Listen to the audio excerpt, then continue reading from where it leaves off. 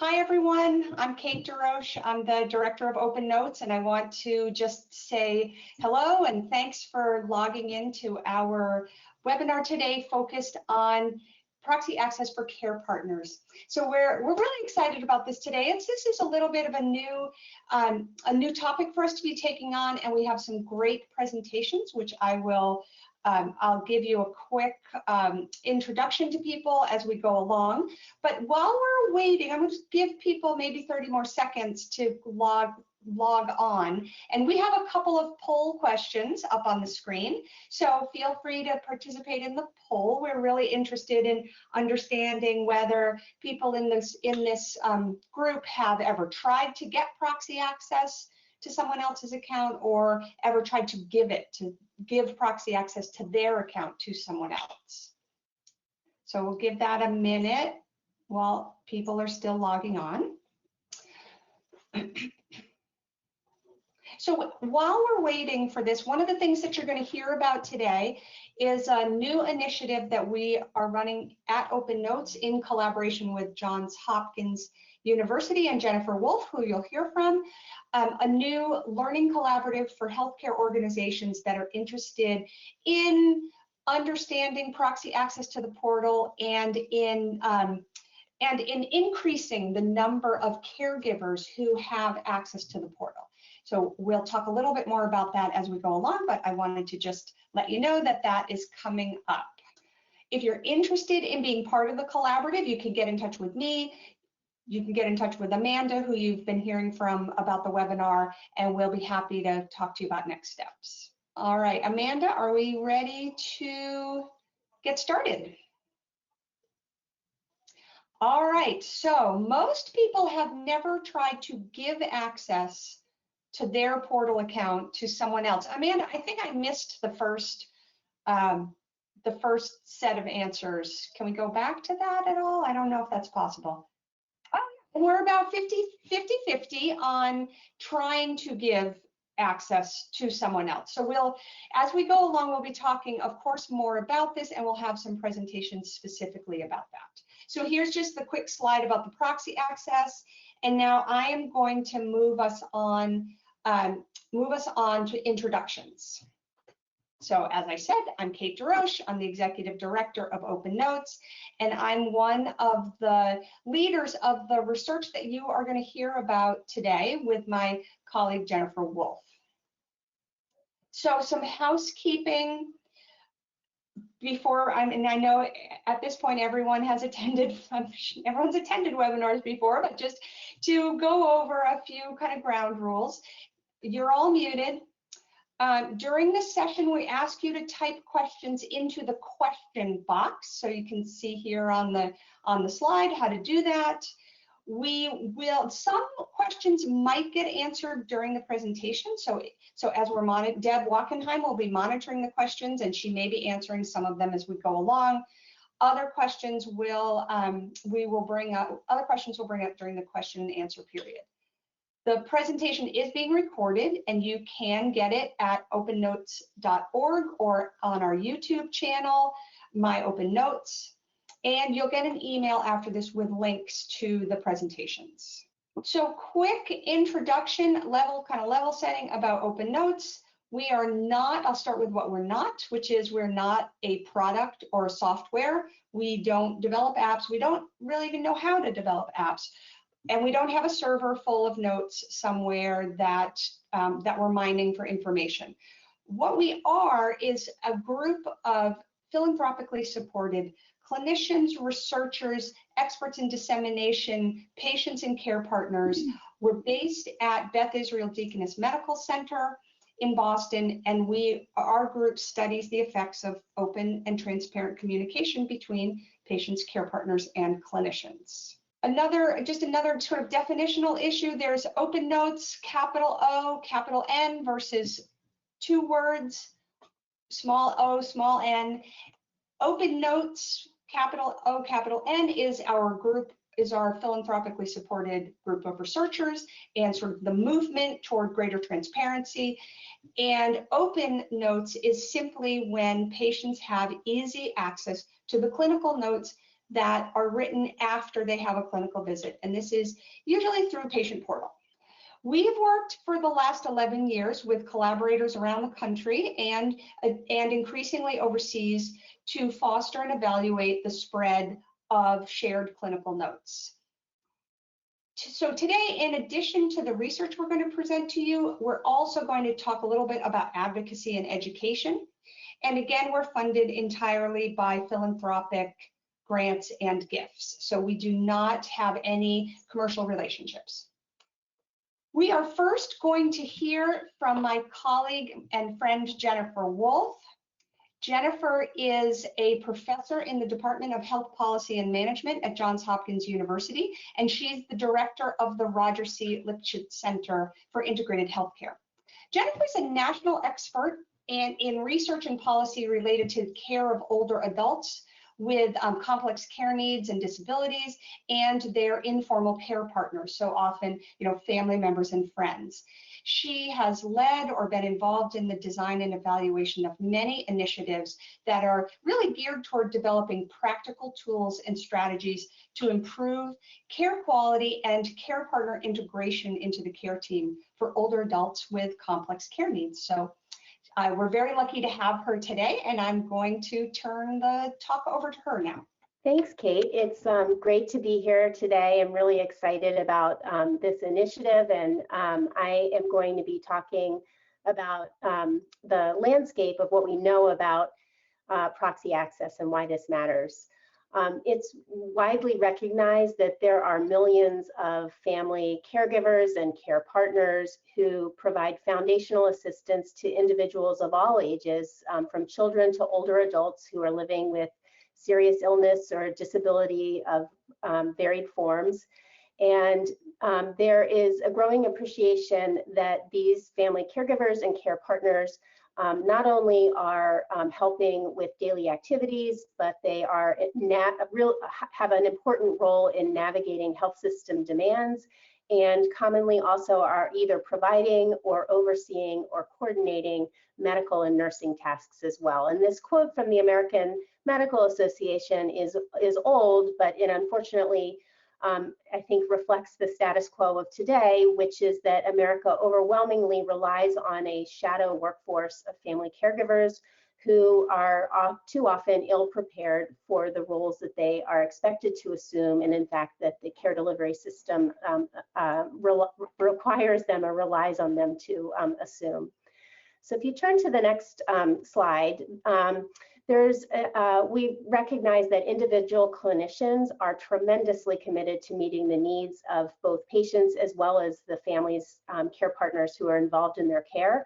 But the traditional and entrenched systems that govern financing and delivery of services are poorly aligned with recognizing and supporting caregivers across dimensions of reimbursement, the focus on preserving patient autonomy and privacy, to focus really on the ethical dimensions of supporting patients in decision-making that may too often alienate a care partner who's involved, as well as that information systems are typically focused on collecting granular information about patients' health and their function and their history, and do not collect structured information to understand who is involved in a patient's care, what they do, and the capacity of care partners to carry out the care plan. And so care partners are typically invisible in systems of care.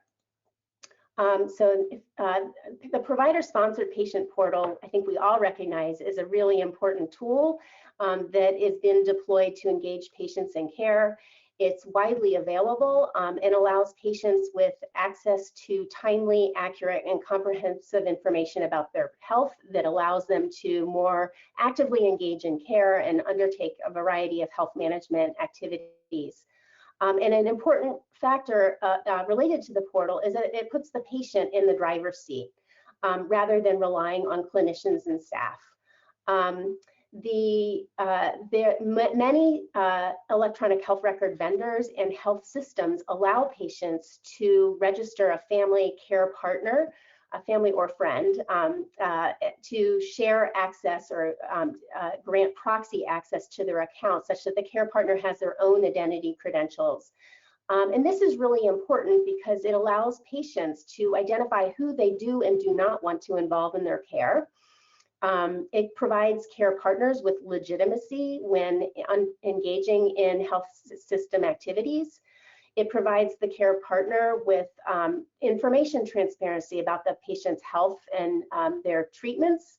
It allows clinicians to understand who it is who's involved in health system interactions when it is someone other than the patient.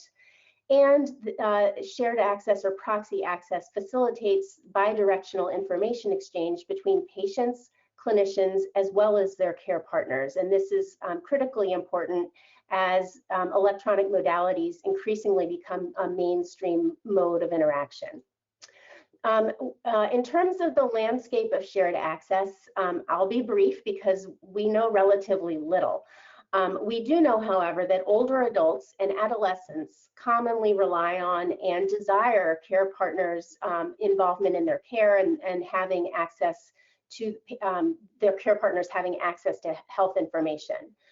We know that shared access functionality is widely available across a variety of integrated care delivery systems. We know that the use of shared access can facilitate improved patients and care partners' experiences of care and perceived ability to engage in health system interactions and management of tasks. We also know that the uptake of shared access is very limited, and that most often when care partners access the portal, they're using the patient's identity credentials.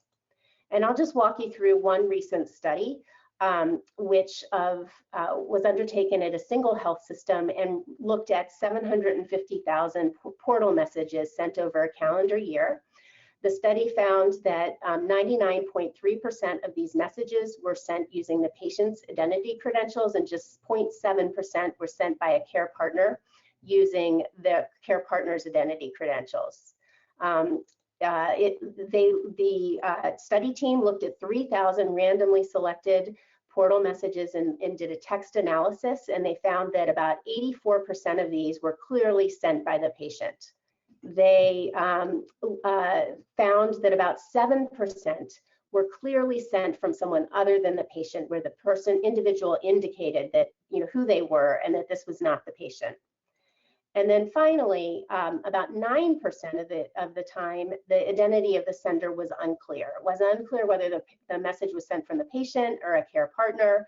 And I just will finish by saying that this is increasingly important because of the information blocking rules, which has expanded the range of information that is available, as well as the shift towards increasing patient-generated capabilities, such that patients are now able to upload information like legal documents and advanced directives.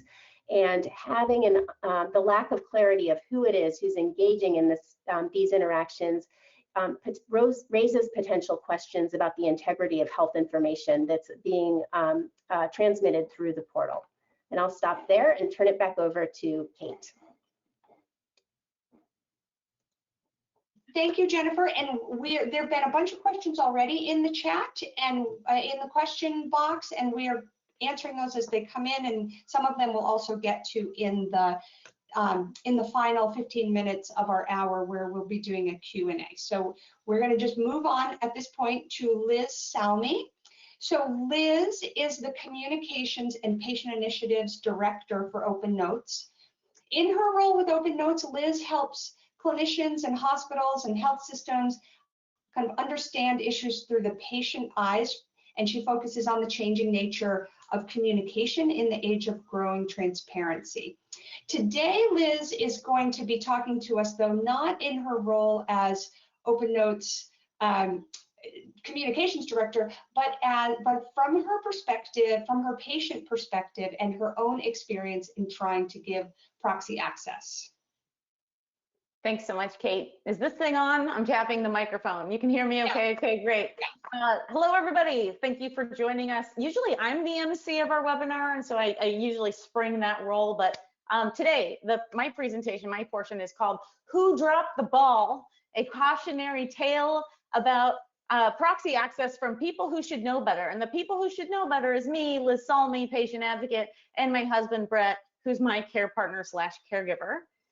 In the next few minutes, next slide. All right, there we go. I'm going to talk a bit about my personal experience with proxy access, my efforts to try to do this the right way through the official credentials, but really how my husband and I have failed doing this. So what we've been doing and said as a workaround, which isn't the right way, but we've been doing it all along, and what we hope to do differently next time as we learn better. So here's some background on me and Brett. So I'm a patient advocate. I've been working with OpenNotes for the last 5 years, really interested in the world of patient code design and research. My husband, Brett, is amazing. He's pictured here. He's so cute. He's a communications analyst, and his medical record actually says interests include Star Wars and cats. Additionally, in addition to being a care partner for me, he's also a caregiver for his aging parents and for one of his siblings. So here's some things about me. We began dating at ages 27 and 29. And around a year and a half later, I was diagnosed with a slow-growing brain tumor called an astrocytoma, a grade 2 astrocytoma. So Brett became a caregiver at a pretty young age 31.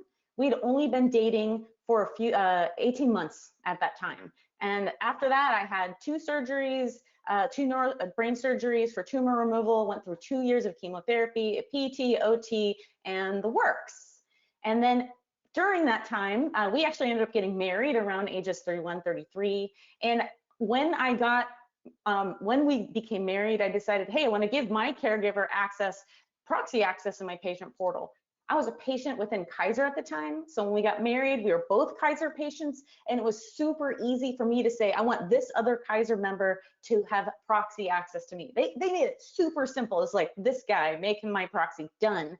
And we did this, you know, many people in these situations, you might want to keep certain things private from your partner, but I had no issue with Brett seeing everything. So it was really easy for Brett through the Kaiser portal to be able to see everything about my upcoming appointments, test results. He could message my medical team. And really, it was helpful for Brett because he was worried about a whole bunch of things about me, about tumor recurrence, seizures. And really, and I put this as quotes at the bottom, we felt and we still feel anything can happen at any time related to me and my brain tumor. So having proxy access was this nice backup plan for us. Since that time, many things have changed. We changed jobs. We've changed our health insurance plan. You know, Kaiser's one big network, and it was really easy to assign proxy access. We've since moved on, so we had to pick new doctors, new health insurance, and we stopped thinking about proxy access in that connection. I'm now a patient at UC Davis Health in Sacramento, as well as UCSF in San Francisco, and Brett is a patient within the Kaiser system. So things changed in a quick way. Last fall, I had a tumor recurrence, which meant I needed to have neurosurgery for more tumor removal.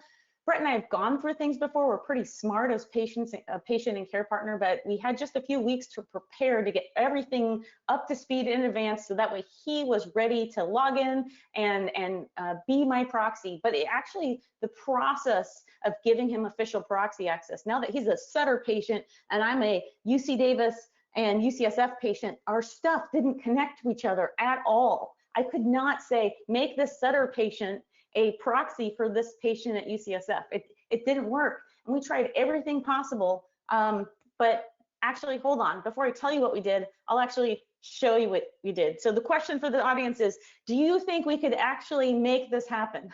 So I have a MyChart account at UCSF. Do I? Yes. Does Brett have a MyChart account at UCSF? Well, the answer is, I tried to do this. In the spring of last year, I started working on this proxy access with Dr. Wolff and Cait DesRoches and Dr. Dorr, and I went through the steps to make this work if possible. I even called the clinic, I filled out all these papers, and at the end of the day, it relied on UCSF to take the action of making sure Brett got the login through this portal thing for the proxy. So the big question is, does UCSF contact Brett?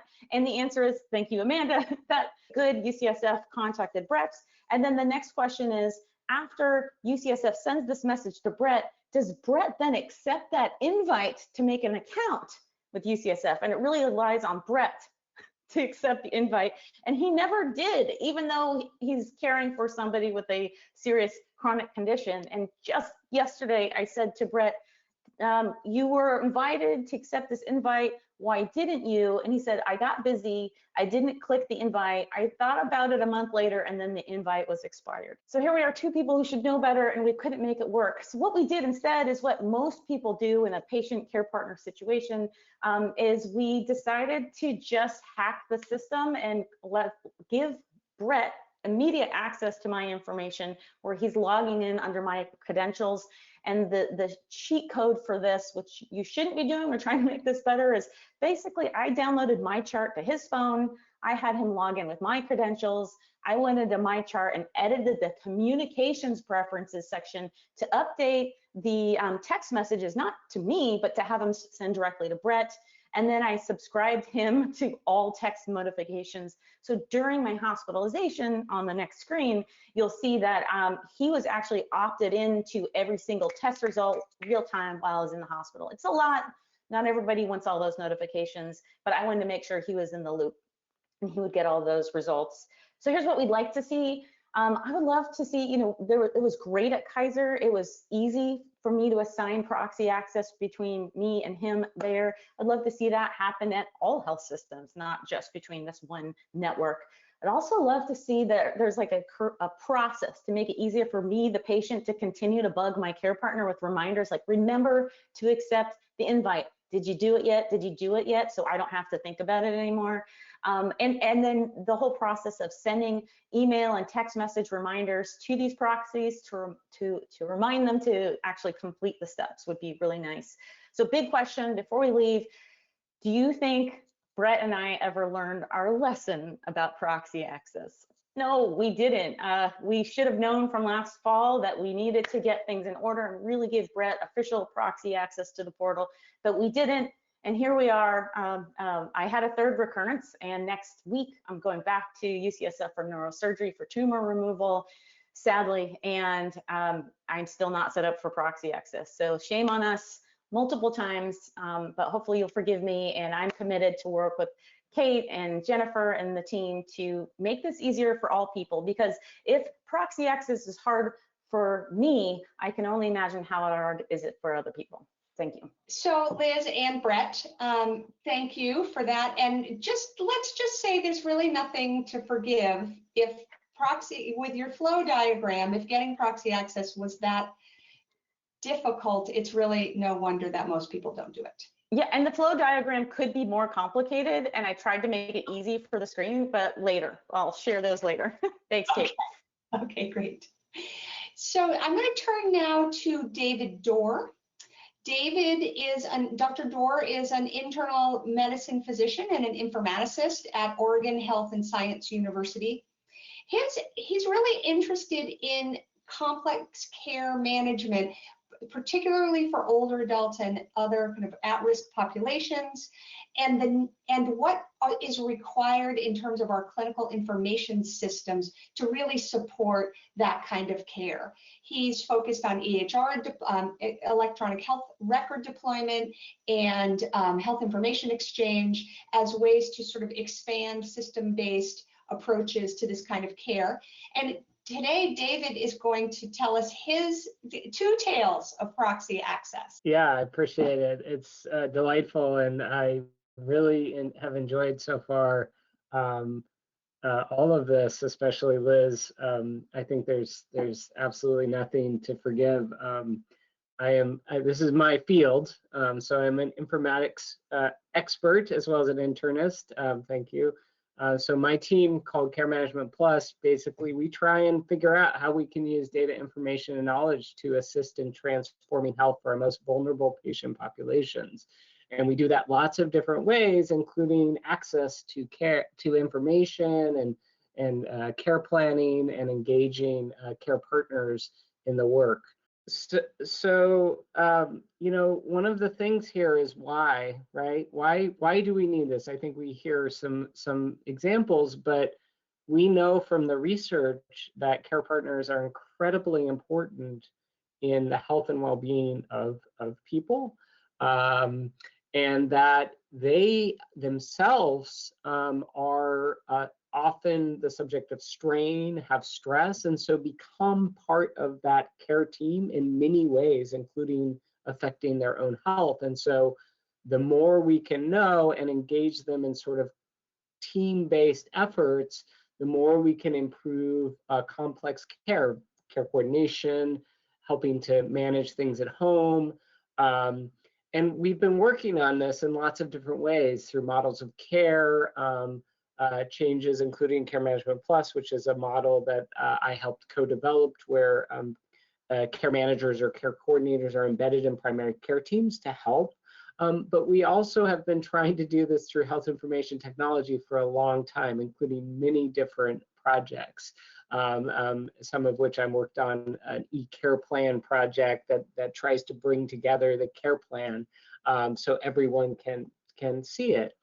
And one of the things that happened as I've been engaged in this from a research perspective is I had 2 opportunities to become a care partner and get Proxy access to really try and help. So this is sort of me knowing a lot about this, what my experience was. So my first example, so these are personal examples. Oh, I see you left this on. Is my aunt.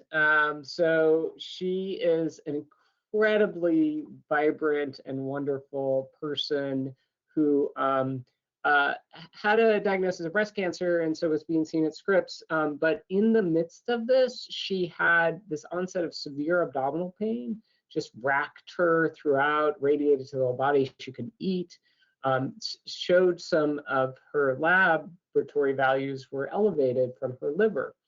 And so I get involved to try and help out because my mom said, she's having a little bit of problem. So I know a lot about this. I'm an internist.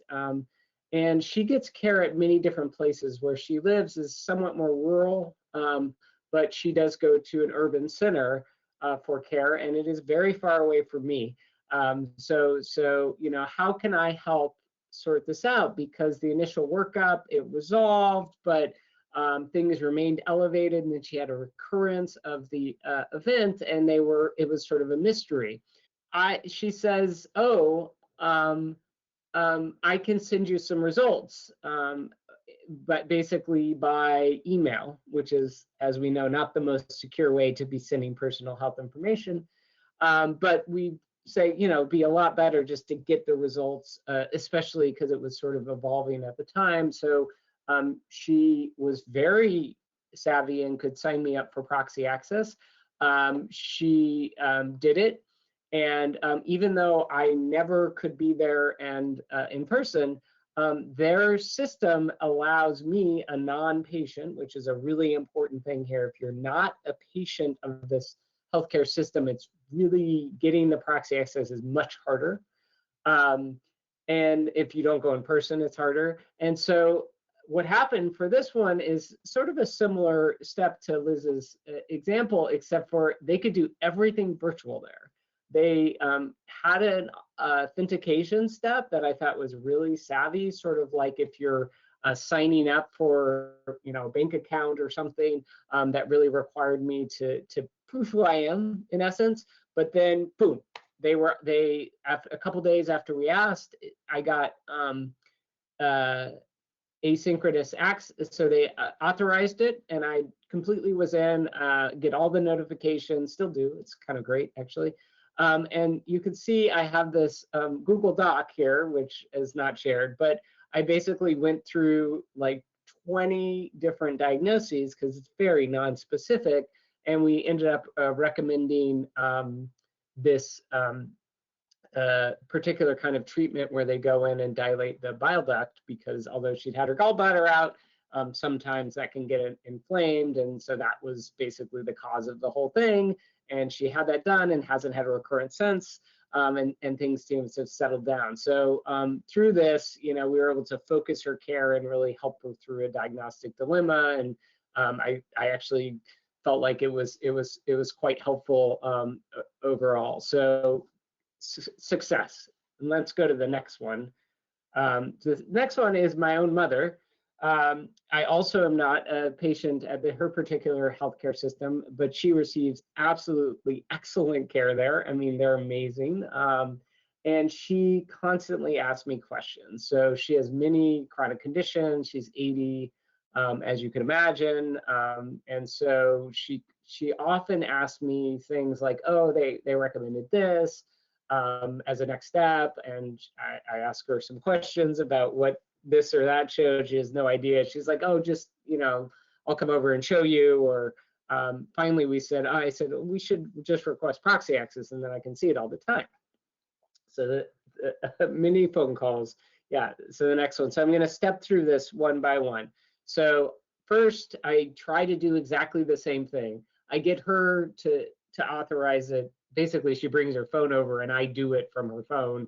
The trigger doesn't work. Just cannot get in, nothing. It won't allow me to do the same thing as I did in the other health system.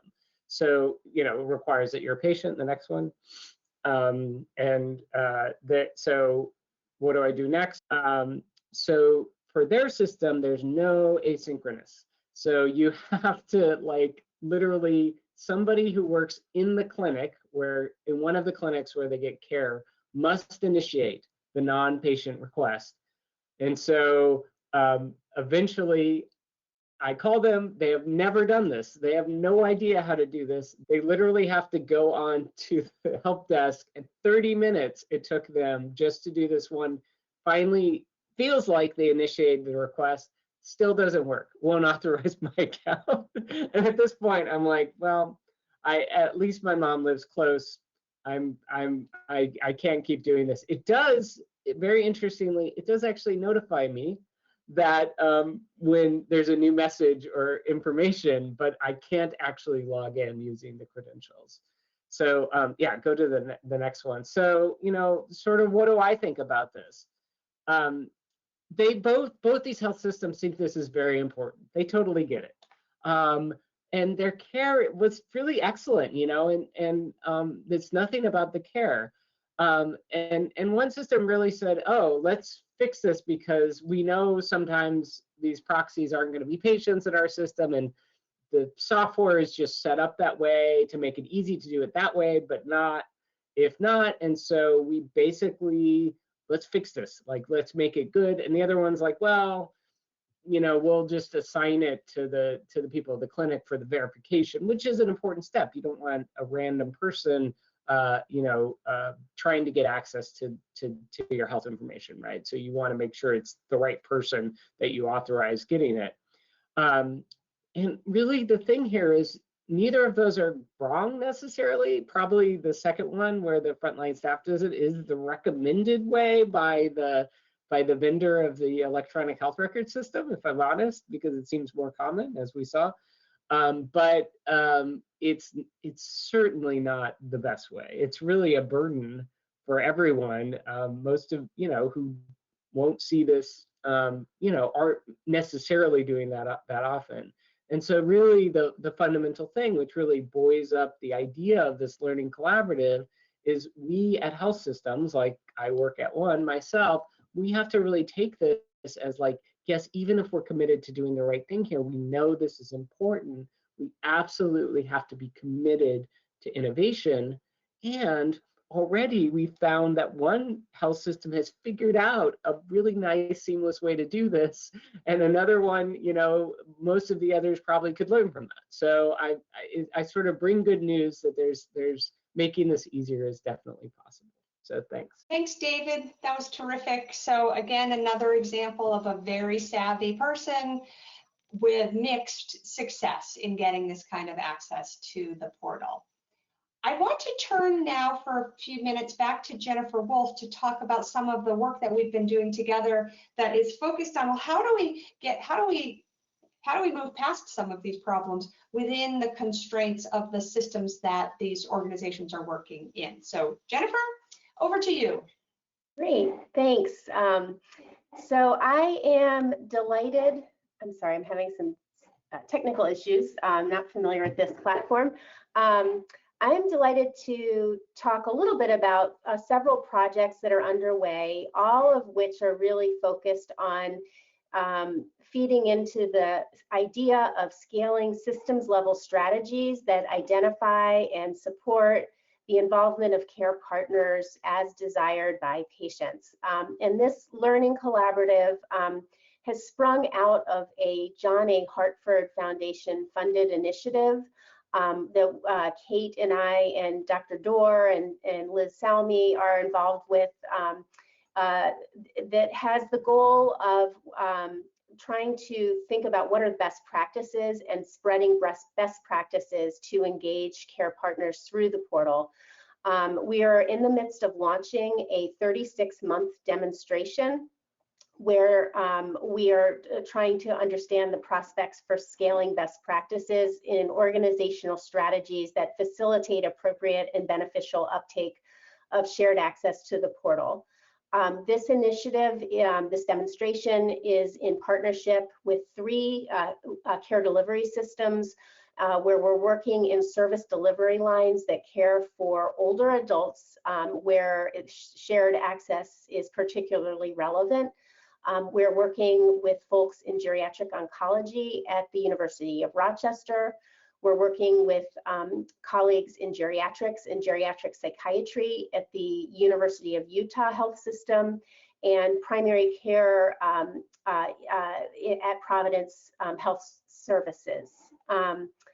If you'll turn to the next slide, this demonstration involves, it's a multi-component approach, and there's a heavy emphasis on developing patient and family-facing materials that we have worked in partnership with our health system partners through a tremendous outreach to develop both the messaging as well as the strategies. For the patient and care partner-facing materials, we've developed posters and brochures that can be left in physical care delivery settings that describe what is shared or proxy access to the portal and provide instructions on how to register for shared or proxy access.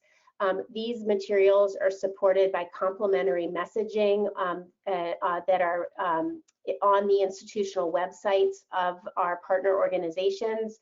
And all of the materials are branded for each institution. I think this is for University of Utah, but we have parallel materials with the branding of our other partner organizations. For clinicians and staff, we have developed tip sheets and SMART or dot phrases.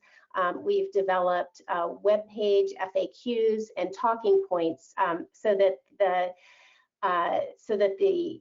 patient family-facing materials are supported by the knowledgeable staff and clinicians who are prepared to answer questions that patients and care partners may have and be able to facilitate registration for the portal among care partners. Our primary focus of this work is really adoption, and which we will be evaluating from electronic medical record data. We will be tracking progress on an ongoing basis, on a monthly basis across all of the sites, which will allow us to compare progress over time in between sites and actively react on and adjust the implementation. And again, the idea is really how do we learn from this and develop best practices so that more broadly, folks do not have the experiences that we heard about from Liz and from David earlier. At the end of the project, we will be receiving, or the partner sites will be sharing de-identified granular level information from patients and their care partners so that we'll be able to understand the extent to which this demonstration differentially affected specific subgroups of interest, recognizing the importance of focusing on those who are especially vulnerable or less, have historically had less access to the care delivery system. Again, our primary focus really is on the implementation and process measures. In addition to measures of uptake through MyChart, we also will be talking to clinicians, to staff, to patients and care partners to understand their experiences and how we really can learn from and improve the approach that we are going to be deploying. We also, at the end of 12 months, will deliver or field a survey to understand the experiences of patients and care partners. And then the next slide just provides a brief overview of another project that is getting underway that I'm leading. This is an NIH-funded project, and the focus here is on dementia and trying to improve the access and appropriateness of the patient portal for people who are living with dementia and their care partners. And we have two goals of the project. The first is really to understand the status quo. There's very little now known about use of the portal among patients and their care partners. And so we'll be looking at MyChart use and messaging for patients living with dementia, and trying to understand where there may be opportunities to increase the improve the care quality by more effectively engaging care partners. And the second aim is focused on testing innovations to improve that can be sort of embedded in care delivery to better approach and identify care partners and support them in systems of care. And this is a project that is it's a big team. It's a team that's interdisciplinary, as this work is so important. It includes clinicians and social scientists. Cait DesRoches is part of this project. And importantly, we have partnered with Dr. Hilary Lum at University of Colorado, which will be a learning lab for much of the work related to the innovations that we'll be testing. And I'm going to turn it over now to Cait to talk about the third project that she is leading, which is a foundation-funded initiative. Thanks, Jennifer. So this project is focused again on care partners of older adults, and we are working with clinical sites on what is essentially a portal-related effort to identify care partners in the clinical setting. So it could be the patient comes in with a care partner, so understanding who that person is and what their role is.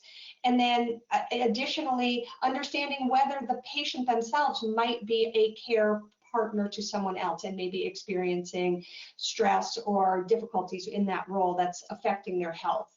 It has both an IT component, so in advance of a visit, patients are invited to log on to write the subjective, log on through the patient portal, write the subjective portion of the note, which is really how have you been since your last visit,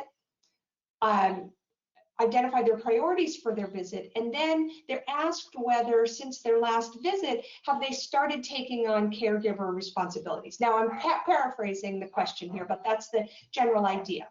And if they say yes, they're offered the opportunity to take the caregiver intensity index, which is a way of, Amanda, can you just go back one slide?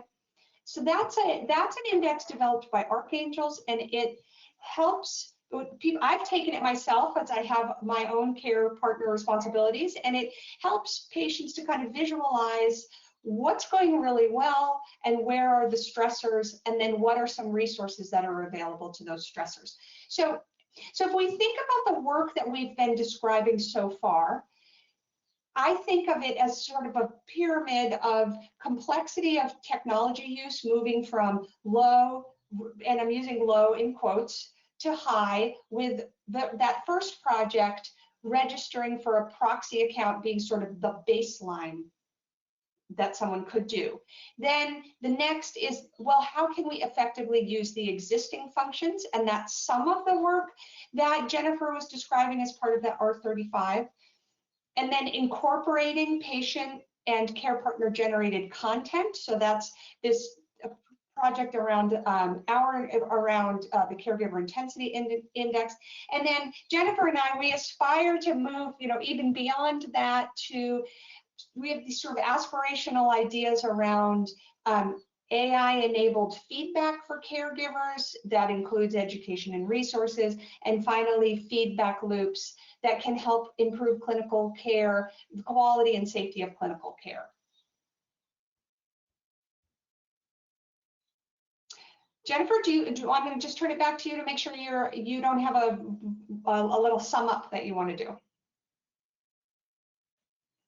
So I had no major sum up. I guess I'll just say that I guess the main point of the webinar is we recognize we could be doing better as a care delivery system by more effectively engaging sort of the most important allies in care, you know, individuals, care partners, and family members. And this work, we hope, will be part of a larger initiative. And the reason for the webinar is to tell you about our work and to hope that you'll come along with us. And we've been thinking about this for many, many years and are hoping that we're on the cusp of working together to lead to a range of policy and practice initiatives that would overcome the status quo. So that's my sum up. How's that? That was perfect. And it leads me very nicely into first a note that we have about 10 minutes for Q&A, so please put your questions in the question box and we'll get to them, and I'm going to give people about 30 seconds to do that. And while you're doing that, I want to remind you of something we talked about at the very beginning, the Proxy Access or the Shared Access Learning Collaborative, which we are in the midst of getting ready to launch. And this will be a learning collaborative of healthcare organizations and others who are interested in sort of learning from each other about how to improve proxy access to the portal, both what's possible now within the structure of the EHR systems we have in place, and what are those more aspirational kinds of goals. So I think we can move on to the Q&A, and I believe that we have Amanda is going to help us sort of make sure we hit all of the questions in the question box. Yes. Yes, please add any questions that you have remaining if they haven't already been answered. I just saw my first question I saw was, will you be posting these Q&As to your site? Yes, there will be a recording of this whole webinar, and we can include the Q&As too. So that was easy to answer. Here's a question: how many other patients and care partners are doing the same hack to make proxy access work in the shadow? Is that something that we know? Oh, that's really interesting. I don't have the data on that, but I bet Jennifer and Cait can answer that question. Jennifer, do you want to start? Well, we do not have good information. There are isolated studies that have looked at the extent to which messaging, largely around messaging. Like, so it's, I think there have been a couple of surveys of systems, and there have been a couple of studies like the one I presented. And overwhelmingly, they indicate that it is primarily, care partners primarily use the patient's identity credentials to interact with the care delivery system, but there's no like systematic review and no sort of, you know, single data source that gets to this in a satisfying way. Yeah, and there was a study that came out a couple of years ago, also sort of a secret shopper study where people called healthcare organizations to ask how to get proxy access to the portal, and a very large percentage received the answer of, why don't you just log in under the patient's credentials? So it's not just the patients that are using this hack, it's many staff at the healthcare organizations that are. And what Jennifer and I have learned from this, one of our projects, is that the staff don't always know how to do it. And David has highlighted this as well in his remarks, that it's because it's not something they're asked to do very often. It's just not in their workflow, and they don't really know how to do it. So another question is, shouldn't this be resolved by Epic and or Cerner working with specific healthcare systems to make this seamless? Programmers will say that it's not that hard, it's a business decision, so what would it take? Do you want me to answer? Go ahead, Jennifer, you go ahead. Well, so we were invited to speak with the, I think it's the OpenNotes Brain Trust or the Epic, it's the OpenNotes Brain Trust. I guess there's periodic conversations with Epic, and they're very interested in identifying solutions. But I think that there was a sort of a different orientation towards who should be responsible. And my understanding in that conversation was that Epic really is looking for the answers to come from the user community. So this learning collaborative has the opportunity to, in conjunction with evidence like from the demonstration that has been funded by the Johnny Hartford Foundation, to, this would be the way to gain the interest of the electronic medical record vendors. Yeah, and the other issue, proxy access is also tied up with with parents' access to adolescent records, and there's varying state laws about that, which EHR vendors are trying to deal with, along with very little guidance from the federal government. So they are often reluctant to make the kinds of changes. Like there was some discussion in the question box about granular level privacy controls in the hands of patients, where they could say, I want my proxy to be able to see my clinical notes, but I don't want them to see, I don't know, something else, my medication list. I'm making this up. And the vendors are reluctant to do the work that would take because of this lack of direction that they're getting. Great. So we had another comment. Thank you for this session. Curious about what most commonly occurs to proxy access if the person has died. I went into a family member's portal shortly after they died to recall some experiences we had, all in the interest of writing a note of thanks to the staff and nominating them for award. I was devastated to find that the record was no longer available to me. Yeah, most healthcare organizations would count someone who has died as no longer a patient of that organization. Therefore, they no longer have a portal account. So it's emotionally very difficult. Yeah. There's another question here. Can you please address proxy access for caregivers of adults with impaired cognition, intellectual disability from birth versus dementia? Jennifer, do you want to take that on? I'm not sure I understand the question. I'm sorry. Is it trying to differentiate? Can you repeat the question?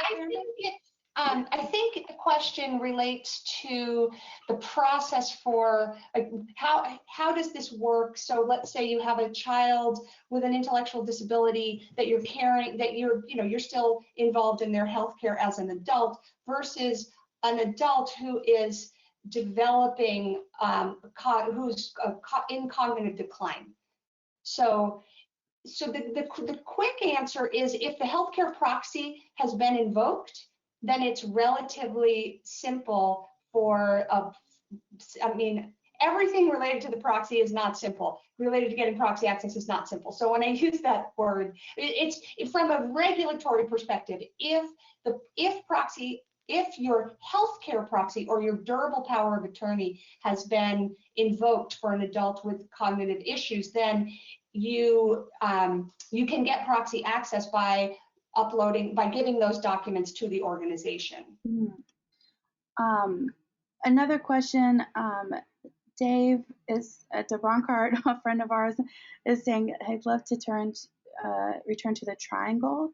The complexity scale on the left puts proxy access as the lowest complexity, but oh my God, the stories from Dr. Dorr and Liz show we also need a scale for patient complexity.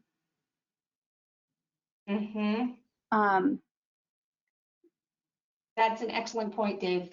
Yeah. And then let's see, there's so many questions. I just wanted to add to comment on what Dave DeBroncart said. I could have done a million slides, but I was trying to keep the time limit. And one of the components of my role on the project we've been working on the last year that's been funded by the John A. Hartford Foundation was really thinking through the patient and care partner experience, like every step along the way. I logged into every portal I had access to. I remapped things. I went in with my mom. I tried to have her figure things out. And really, it was like, if again, and the kind of point I left things with is like, if I can't figure this out for my husband, like how can we expect anyone to figure this out? So Dave, that's like a really key thing for us as we're looking forward, move forward in this project. Thanks for pointing that out. Yeah. So this is actually a question. That was more of a comment. I'm trying to read ahead before I say them out loud, but there's a lot.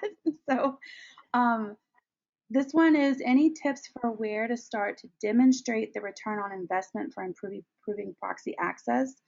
That might help convince some execs that the work being done in this area is important and worth funding and supporting as a priority. Yeah, that's such a great, so I think that we would need to do some sort of a trial where one organization gets it and another does not. And I think that that is sort of the very aspirational in terms of operationalizing, but isn't a point that has been raised time and time again by our funder. Yes. All right, I think we have time. Amanda, I think we have time for one more question. I don't know even how to choose, but let's see. I'll pick this one. Sorry I missed, is there a way anywhere the Learning Collaborative has documented use cases for proxy access yet, and how can patients help? That's a great question. I was just answering someone else in the chat about this.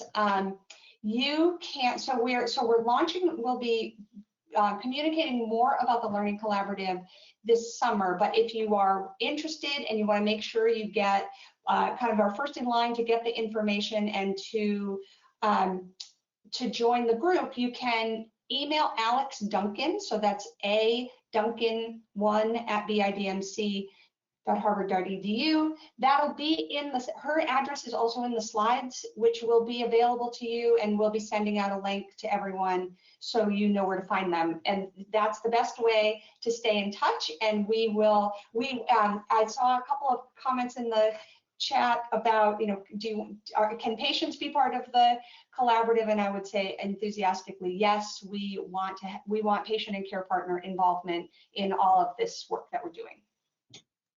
And I think that's it. We're actually 1 minute over. So as we close, I want to first just say thank you to everyone.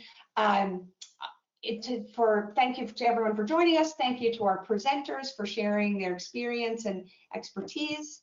And again, the webinar has been recorded. It'll be available on our YouTube channel in the coming weeks. You'll get a link to that. Feel free to share it. Feel free to visit opennotes.org for more information and resources. And thanks again.